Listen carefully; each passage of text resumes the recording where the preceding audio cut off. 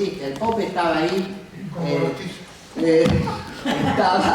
Estaba el Pollo, sí, también algunos personajes. Y muchas historias en aquel encuentro. No me acuerdo quién de los que hoy está. ¿Vos estabas? ¿Gustavo? No. Bueno. Pepe estaba también, ¿no? Tito dice. Tito, sí. Tito que después se enfermó, recuerdo. Eso fue antes. Eso fue otro encuentro, bueno. Pero también en invierno. Entonces, digo, fue una tarea compleja el construir esa red. Después, a partir del 2005, el centro de producción que hasta hoy está haciendo diariamente los dos informativos nacionales. Quiero agradecer la presencia de Miguel Rodríguez Villafañe, abogado de la comunicación, un compañero, un maestro en el derecho a la comunicación, que también con una amplísima trayectoria en defensa de los medios comunitarios, cooperativos particularmente, el abogado que ganó la causa de la inconstitucionalidad de la Ley de Servicios de Comunicación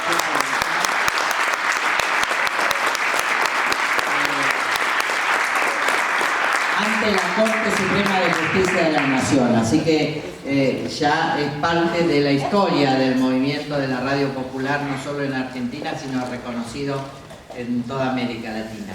También gracias por la presencia de Javier. Con Javier somos compañeros, socios, cómplices de hace poco tiempo, pero ahí estamos motorizando el Foro de Comunicación por la Integración de Nuestra América. Javier es miembro de la agencia Presenza y muy activo en el foro, y ahora en el espacio de Internet Ciudadana. Tenemos un evento 13 y 14 de octubre en Buenos Aires. Es una alianza importante para Farco, para ALER, porque Farco y ALER son parte del Foro de Comunicación por la Integración de Nuestra América, con muchas otras organizaciones populares de América Latina. Así que, Javier, gracias por estar también. Bueno, y la presentación.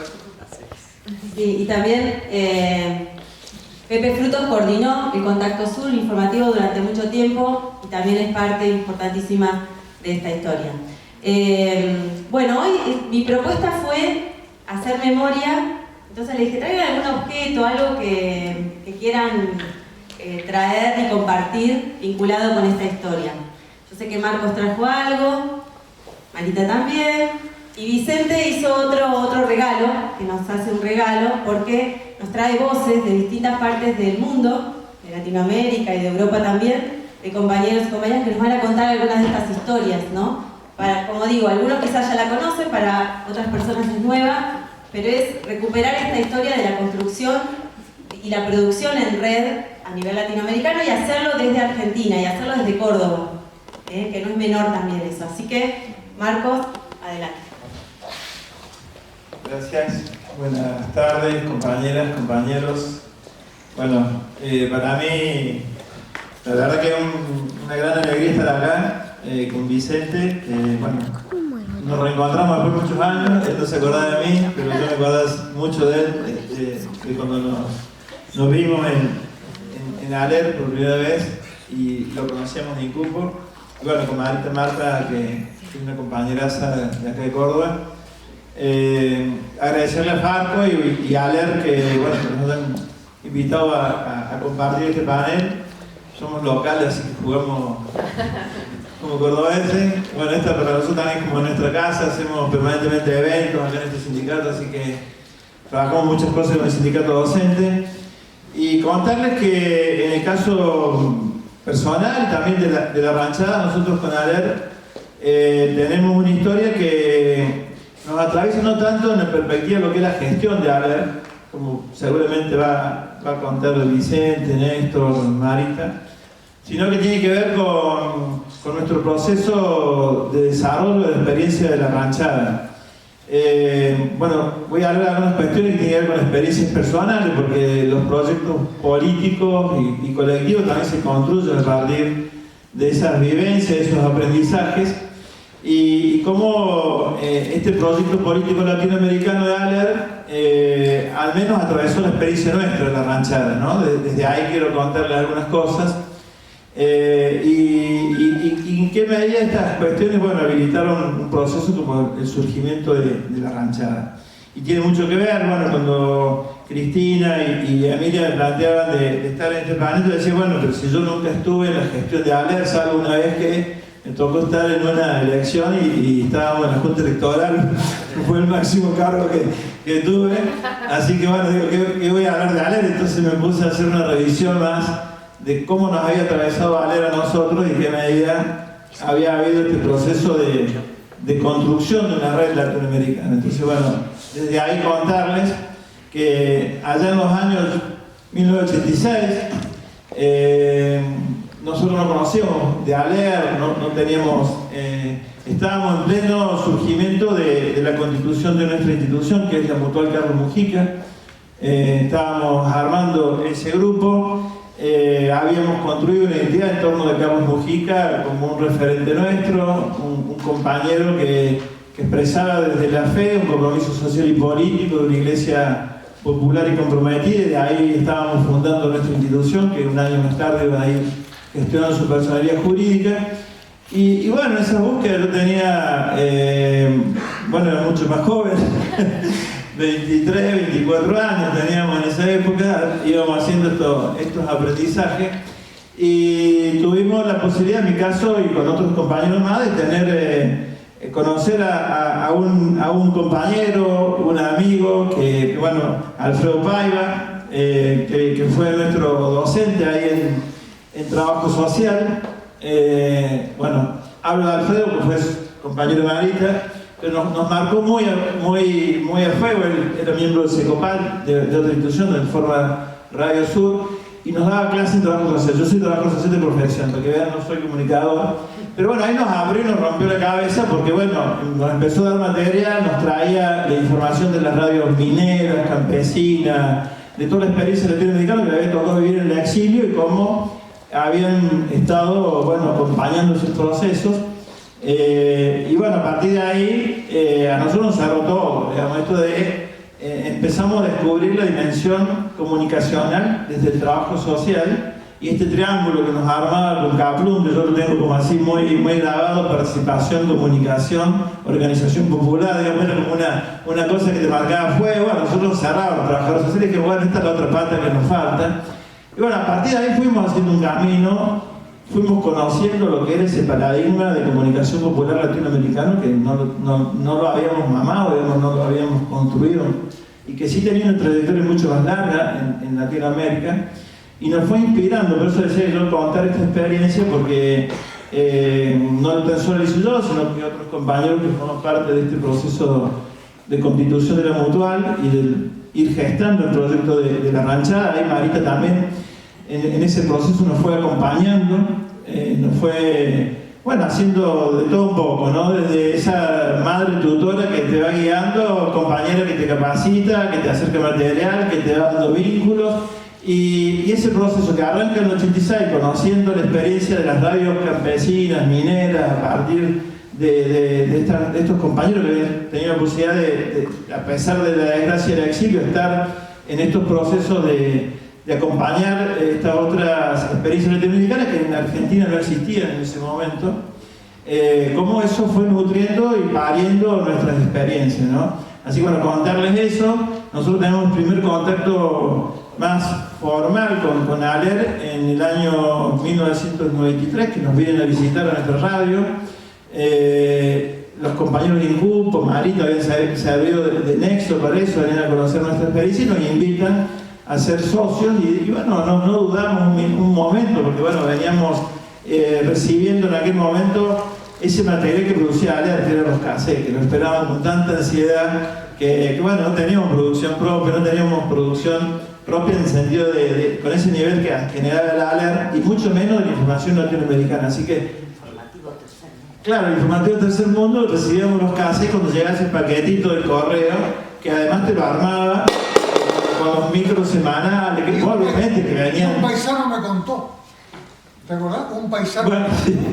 Claro, había muchas cosas lindas que no eran producciones argentinas, pero tenían una perspectiva que además a nosotros nos cerraba por otro lado, porque formar parte de ALER en ese momento le permitía dar esta perspectiva de la patria grande, que nosotros teníamos en construcción más desde lo político, de la perspectiva, muchos venimos de una militancia en el peronismo y entendíamos siempre la construcción de un proyecto latinoamericano, pero cómo atar también esta otra vena que tiene que ver con la dimensión comunicacional de ese proyecto político latinoamericano. Así que ALER en ese sentido nos cerraba y nos ayudaba a construir esa relación con otras radios hermanas que participaban de distintas experiencias con mucha más trayectoria y que obviamente nos iban nutriendo. Yo participo por primera vez de una instancia institucional en el año 94, ahí nos encontramos con los compañeros y una foto dando vuelta por ahí, éramos mucho más jóvenes todos, y bueno, ahí obviamente que participar de esa asamblea, escuchar lo que implicaba esa diversidad y pluralidad de experiencias latinoamericanas, a nosotros nos sirvió muchísimo. Habíamos hecho una experiencia previa con material de la ALER, porque nos llegaba material, y en el año 1992 nosotros constituimos la primera escuela de corresponsales populares de la ranchada, así que ahí hicimos la primera experiencia. Nos llegaban los libritos, los manuales de ALER, y con esos manuales nosotros teníamos muy claro el proyecto político comunicacional, pero nos faltaba esa mediación, cómo construir el proceso de participación popular en la construcción y producción de contenidos radiofónicos. Así que bueno, la figura del corresponsal popular aparecía como esa mediación central en los vínculos con los sectores populares. Nosotros acompañamos siempre a diversos procesos de construcción colectiva, de organizaciones de base y de redes. En ese momento era un movimiento muy importante en Córdoba que la ranchada fue pariendo, que fue la Unión de Organizaciones de Base por los Derechos Sociales, y que claro, de ese conglomerado de grupos en la ciudad de Córdoba, que nucleaba casi 70, 80 organizaciones de villa y barrio popular, que además funcionaba al fondo de nuestra sede. Nosotros habíamos cedido un gran salón que tenía nuestra sede.